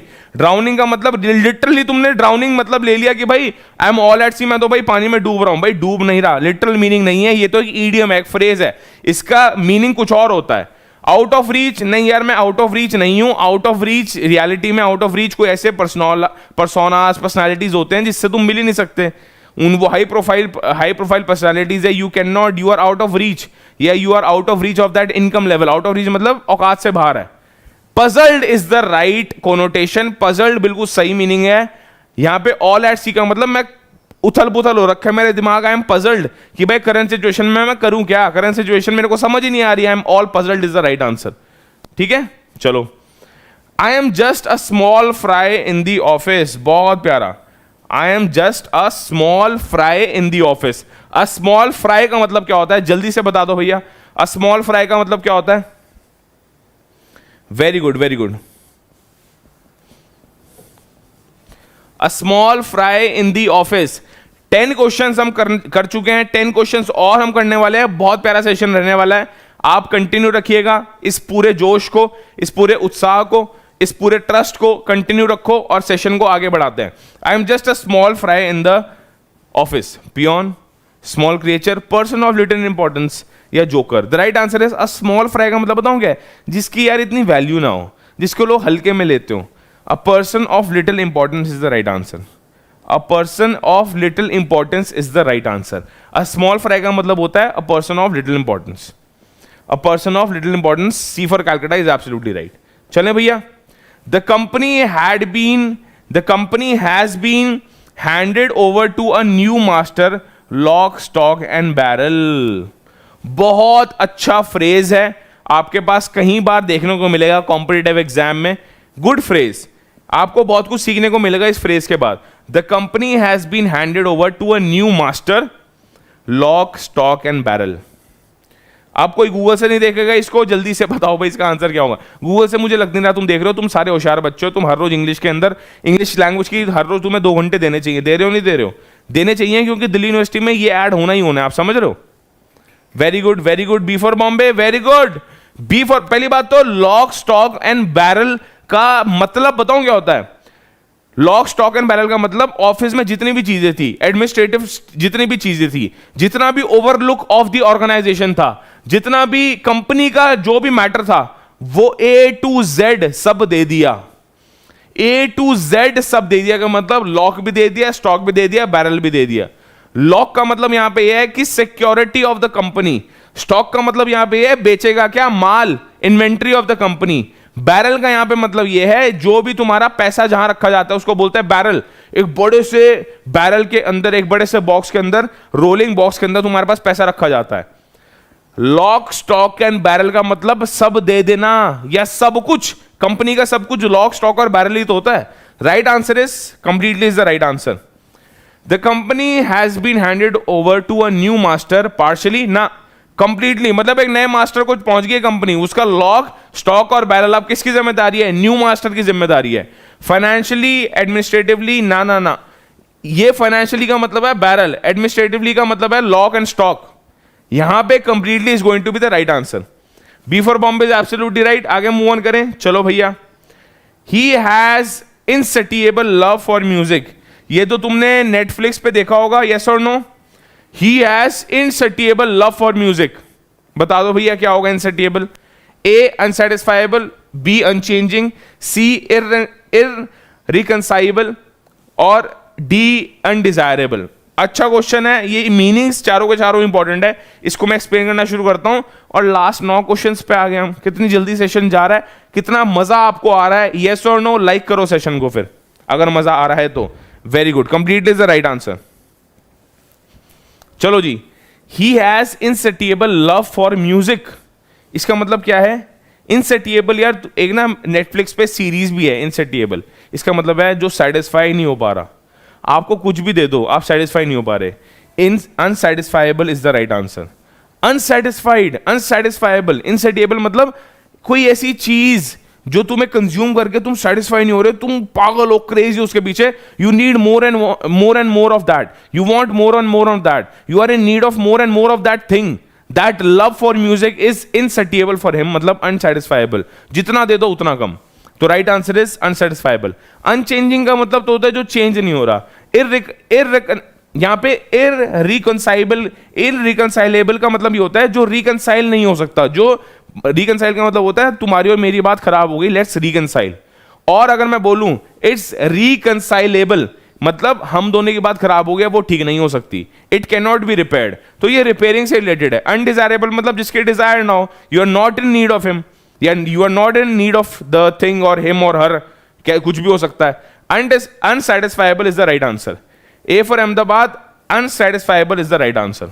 चले जी, after the dismal performance of the team, after the dismal performance of the team in the series concluded yesterday, कल एक सीरीज खत्म हुई, उसमें एक टीम की डिसमल परफॉर्मेंस थी। द कैप्टन, ये कैप्टन ही है, ये कैप्टन है, the captain offered his resignation to the president of the club. तो डिसमल का मतलब पुअर, सॉरोफुल, एवरेज या शॉर्ट, बता दो भैया, जल्दी से बता दो, जल्दी से बता दो इसका आंसर क्या होगा।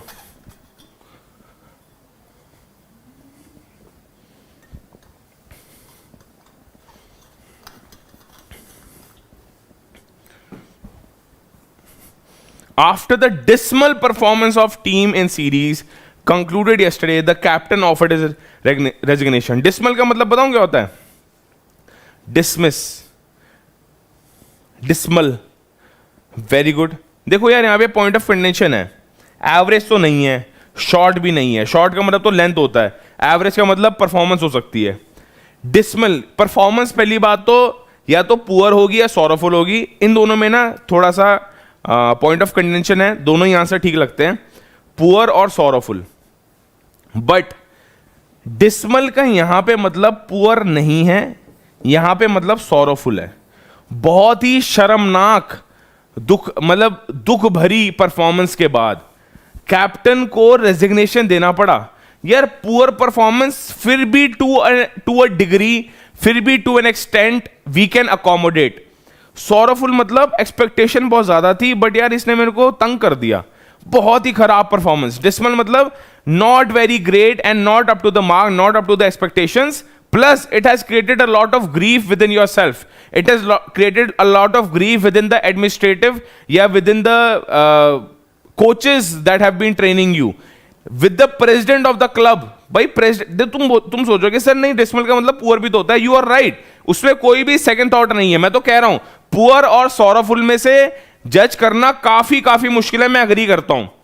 बट पूरा सेंटेंस जब हम पढ़ेंगे ना, तो कैप्टन ने रेजिग्नेशन दे दिया प्रेसिडेंट ऑफ द क्लब को, इसका मतलब यह है सारे दुखी हैं कि भाई ये क्या परफॉर्मेंस कर दी टीम ने, इतना दुखी हैं कि ये जो भाई साहब कैप्टन है, ये इतने दुख में, डिप्रेशन में, एंजाइटी में चले गए हैं, इन्होंने रेजिग्नेशन थमा दिया। तो looking at the whole paragraph, sorrowful is comparatively a better answer. Sorrowful is the right answer. B for Bombay is the right answer. B for Bombay is absolutely right. चले जी, on a close examination, the police officer found out that the documents provided by the landlord were fabricated. ये कहीं बार तुमने सुना होगा word were fabricated. On a close examination, the police officer found out that the documents provided by the landlord were fabricated. Fabricated का मतलब होता है कोई चीज जो रियल हो बट उसके साथ छेड़छाड़ी करी गई हो, घपलेबाजी करी गई हो, फ्रॉडबाजी करी गई हो।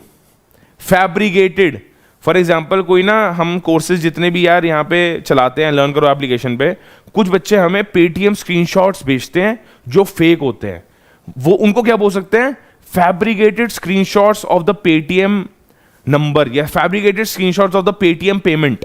वो पेमेंट होते नहीं है, ऐसे एप्लीकेशन आ गई हैं जो फ्रॉड करवाती हैं। ऐसे तुम कोई भी नंबर टाइप कर दो, वहां पे लिखा आ जाएगा, कोई भी नंबर टाइप करते हो लिखा आ जाएगा paid this amount to this in this. Fabricated का मतलब ऐसे फर्जी काम करना, फ्रॉड करना, छेड़छाड़ करना ओरिजिनल डॉक्यूमेंट के साथ। Right answer is forged is the right answer. भाई एक बात बताना मेरे को, फैब्रिकेटेड का मीनिंग जेन्युइन तो हो नहीं सकता, मैं बता रहा हूं जेन्युइन नहीं होता, छेड़छाड़ करी गई है, घपला करा गया, फ्रॉड करा गया, जेन्युइन थोड़ी ना होगा, जेन्युइन कट गया। हिस्टोरिकल, भाई हिस्ट्री में, हिस्ट्री से प्रेजेंट का, पास्ट का, कोई प्रेजेंट का, फ्यूचर का थोड़ा लेने देना है फैब्रिकेटेड से।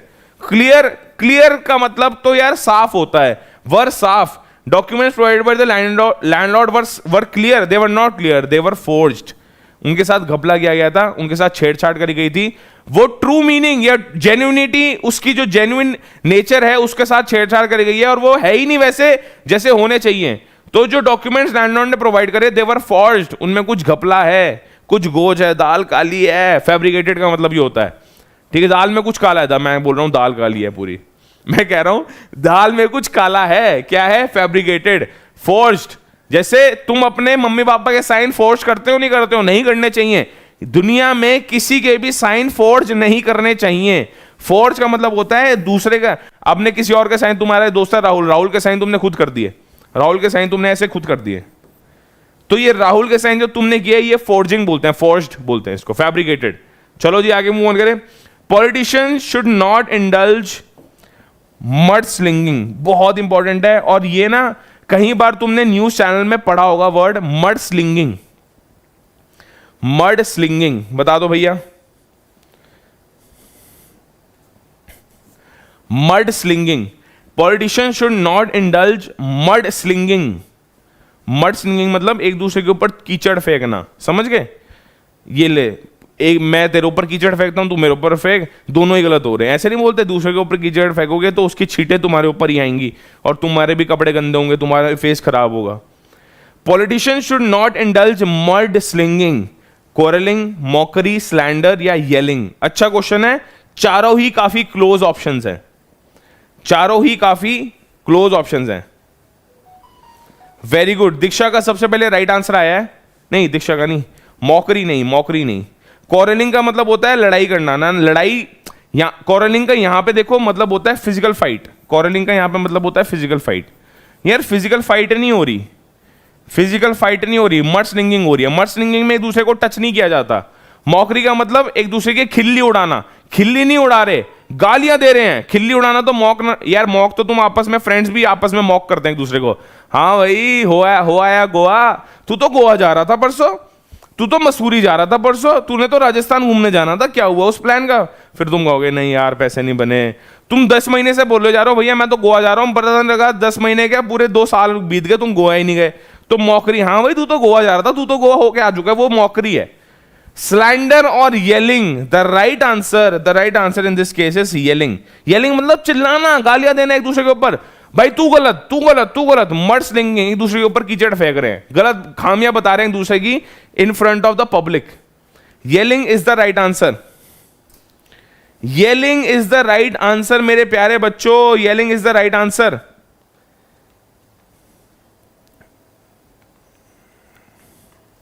Yelling is the right answer. देखो यार, अब देखो, अब तुम बोलोगे अब तुम बोलोगे स्लैंडर क्यों नहीं है?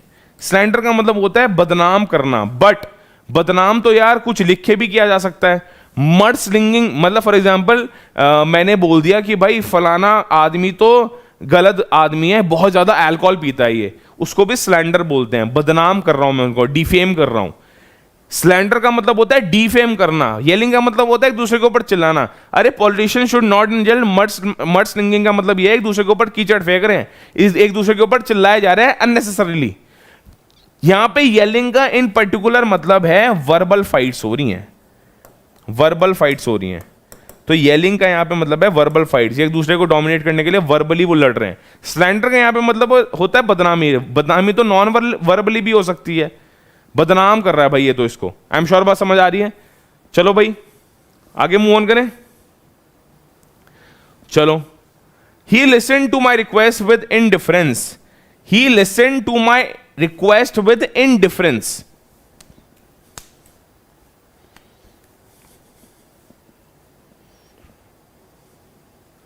चलो जी, चलो चलो चलो।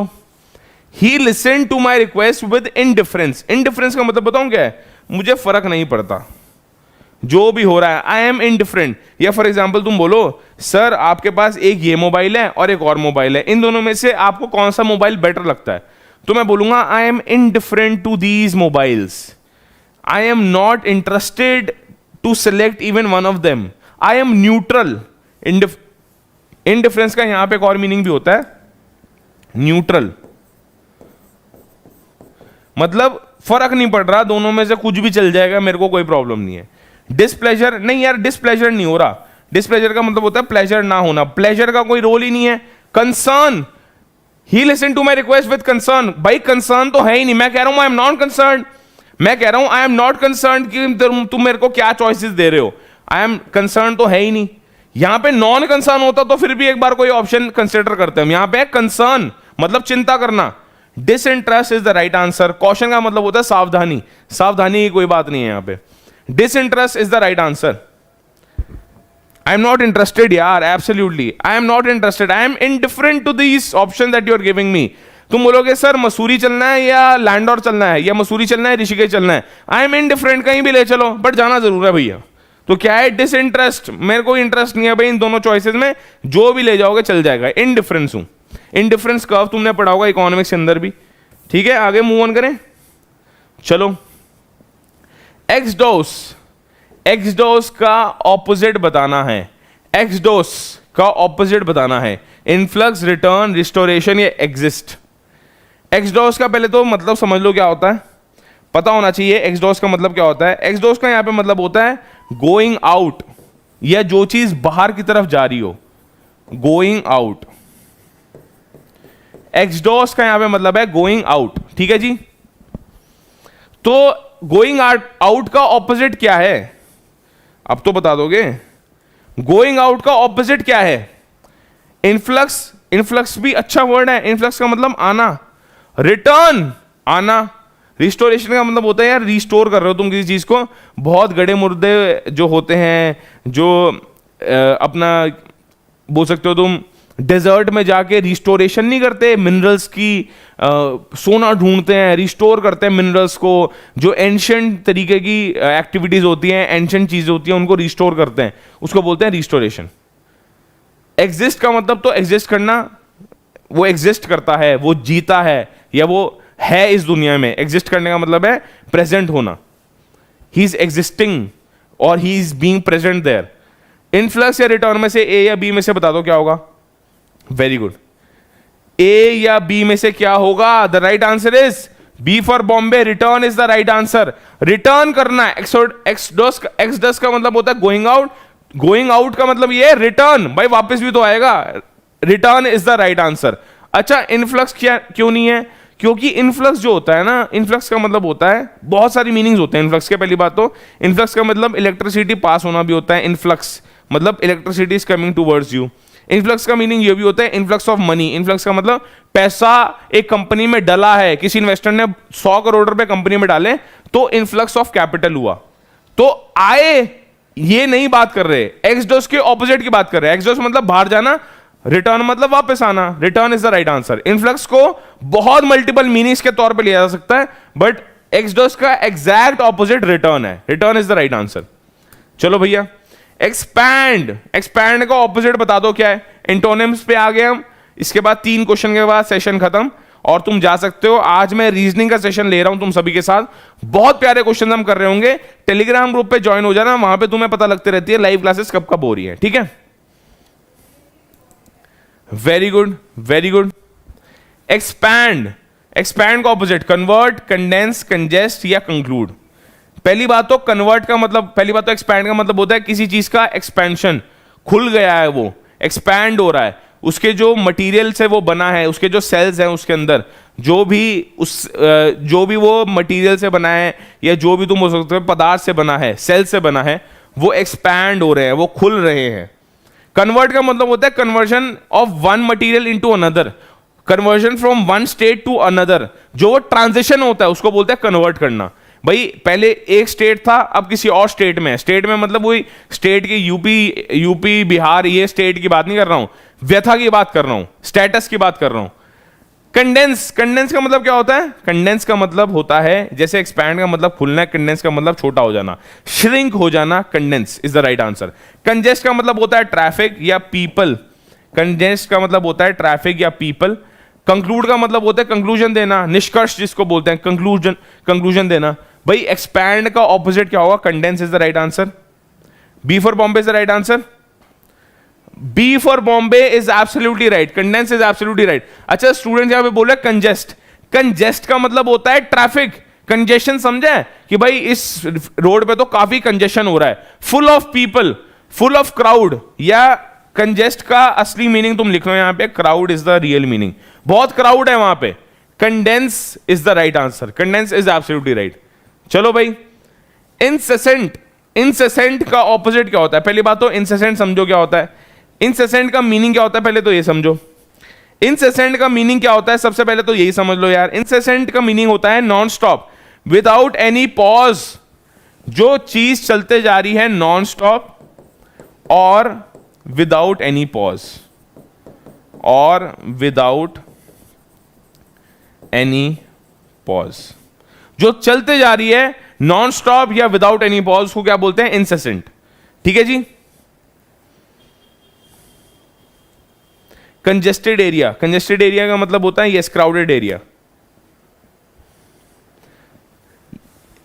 भाई ऑपोजिट, कोई बंदा बोल रहा है constant is the right answer, opposite बताना है। इंसेसेंट मतलब non stop without any pause, तो इसका मतलब क्या होता है? कंटिन्यूस, तो यार सेम ही बात हो गई, वो चलता जा रहा है। कांस्टेंट, हाँ भाई कांस्टेंट भी हमेशा स्थिर रहता है, स्टैटिक, स्टैटिक रहता है। स्टैटिक समझ के, एक होता है स्टैटिक, एक होता है नॉन स्टैटिक। स्टैटिक का मतलब जो वहीं रहे, उसी जगह रहे और हिले ना। नॉन स्टॉप, कंटिन्यू हो जा रहा है, कोई पॉज नहीं ले रहा। कांस्टेंट और कंटिन्यूअस और कांस्टेंट इसका आंसर नहीं है। हार्श, हार्श तो यार वो होता है कि भाई बहुत जो हार्श है, हार्श एटीट्यूड, बेरहमी से काम कर रहा है, हार्श, उसका जो एटीट्यूड है वो काफी स्ट्रिक्ट है। हार्श का मतलब तो यहां पे है। Intermittent is the right answer. Incessant का ऑपोजिट होता है इंटरमिटेंट। इंटरमिटेंट का मतलब होता है विद सम पॉजेस या इंटरमिशन, समझा है? इंटरमिशन मूवीज में क्या होता है? इंटरमिशन, तो उसी से बना है। Intermittent is the right answer. Opposite है D for Delhi, intermittent is the right answer. तुम्हारा सब क्या आंसर सही आ रहे हैं? आगे मूव ऑन करें। फ्रेश, अरे यार ये तो लड्डू बच्चा बता देगा। फ्रेश का ऑपोजिट यार इसको मैं एक्सप्लेन नहीं कर रहा। फ्रेश का ऑपोजिट होता है स्टेल। फ्रेश मतलब भाई फ्रेश फ्रूट, फ्रेश फ्रूट मतलब जो ताजा ताजा आया है। स्टेल का मतलब बासी हो चुका है। फॉल्टी, फॉल्टी नहीं, मतलब फ्रेश में फ्रेश के ऑपोजिट मतलब खराब होना नहीं होता, फ्रेश का ऑपोजिट होता है बासी। अच्छा तुम्हें पता है कुछ कुछ वेजिटेबल्स, इंग्रेडिएंट्स, फ्रूट्स, तुम्हारे पास स्पाइसेस, वो स्टेल होके ज्यादा अच्छे से उनकी क्वालिटी निकल के आती है, ज्यादा टेस्टी लगते हैं वो, तो फॉल्टी नहीं हो सकता। फ्रेश का मतलब न्यू ना भाई, फ्रेश और न्यू तो एक तरह के सिनोनिम है। डिसग्रेसफुल यार जरूरी नहीं है। स्टेल और डिसग्रेसफुल तुम ये नहीं बोल सकते कोई चीज बासी है तो वो डिसग्रेसफुल हो गई। डिसग्रेसफुल पहली बात तो ब्यूटी का एलिमेंट है। स्टेल और फ्रेश कहीं ना कहीं टेस्ट का, फिर अपीयरेंस का, बहुत सारे मल्टीपल पैरामीटर्स का एलिमेंट है। डिसग्रेसफुल सिर्फ और सिर्फ दिखने का यहां पे बात हो रही है। डिसग्रेसफुल इसका आंसर नहीं होगा। The right answer is fresh का stale. Stale is the right answer. तुम्हें पता होना चाहिए राइट आंसर ये है, बट रॉन्ग आंसर क्यों गलत है भाई? बी, सी और डी गलत क्यों है ये भी पता होना चाहिए, इसलिए हम इसके ऊपर इतना टाइम स्पेंड कर रहे हैं। Last question for the day, last question for the day. Fraudulent का क्या होता है? फ्रॉडलेंट का मतलब पहली बात तो होता है फ्रॉड। फ्रॉडलेंट का मतलब होता है पहली बात तो फ्रॉड। Very good. फ्रॉड का opposite candid, fourth right, direct या जेन्युइन। ये होमवर्क क्वेश्चन है, प्लीज यार इसको लिख लो और इसका स्क्रीनशॉट ले लो। 40 ABCD कमेंट करके एक बार बता देना फ्रॉडलेंट का ऑपोजिट मीनिंग क्या होता है। स्क्रीनशॉट ले लिया। लर्न करो एप्लीकेशन आप जैसे ही डाउनलोड करोगे ना, ये मेरी भोली सी सूरत वहां पे दिख जाएगी। लर्न करो एप्लीकेशन पे जैसे ही जाओगे, वहां पे स्टोर सेक्शन में जाना। स्टोर सेक्शन में आप जैसे ही जाओगे वहां पे आपको फ्री बैचेस, वहां पे आपको पेड बैचेस दिखना शुरू हो जाएंगे। स्टोर सेक्शन में जैसे ही जाओगे, लर्न करो एप्लीकेशन में बिल्कुल बॉटम में लिखा आएगा स्टोर। वहां पे जब जाओगे वहां पे आप मेरे साथ चैट्स भी कर सकते हो। तो स्टोर सेक्शन पे जाओ, जल्दी से स्टोर सेक्शन पे चले जाओ और तुम्हें सारी चीजें वहां पे मिल जाएंगी। टेलीग्राम ग्रुप ज्वाइन करना, नेक्स्ट लाइव कब होने वाली है हम टेलीग्राम पे इन्फॉर्म कर रहा हूँ मैं, ठीक है। ऑल द वेरी बेस्ट, जल्दी मिलते हैं।